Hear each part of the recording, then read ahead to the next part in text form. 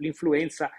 temiamo che sia per noi questo terzo anno di stagione impegnativa, quindi con tantissimi casi di vera influenza, ma non solo, anche di altri virus respiratori e purtroppo anche di un pizzico di Covid, anzi un po' di più di un pizzico di Covid, meno cattivo di prima, ma che ci preoccupa. L'influenza c'è, è arrivata e sta giocando d'anticipo, ma al momento non è ancora prevalente, seppure i numeri del virus stagionale siano già in forte crescita. Sui 500.000 italiani a letto nell'ultima settimana, 30.000 sono i veneti, alle prese con febbre, tosse, dolori a ossa, testa, gola, problemi gastrointestinali, 6,3 i casi ogni 1.000 abitanti nella nostra regione. La stagione di vera influenza è ancora alle porte e temiamo che il picco, un po' come sempre, non è facile dirlo, avverrà nel periodo, diciamo, delle festività, vuoi complice il freddo intenso, prolungato, l'umidità e poi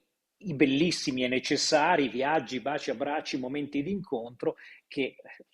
sono resi possibili e dobbiamo farli, quindi non voglio dire non si devono fare come purtroppo è stato necessario nei momenti acuti del Covid, ma facilitano la diffusione di questi virus. In Australia, Argentina, Giappone e Inghilterra l'influenza si è rivelata e si sta rivelando particolarmente dura. Anche per questo il consiglio di Pregliasco resta quello di sempre: vaccinarsi quanto prima. Del resto sono necessari 7-10 giorni per la creazione di anticorpi. L'appello è accorato per anziani e soggetti più fragili e riguarda anche la vaccinazione anti-Covid, passata purtroppo di moda, dice il professore, ma in diversi casi utile, per non dire vitale. Che è ancora necessario per le persone fragili a rischio, perché sicuramente non è più il virus dell'inizio pandemia, ma comunque purtroppo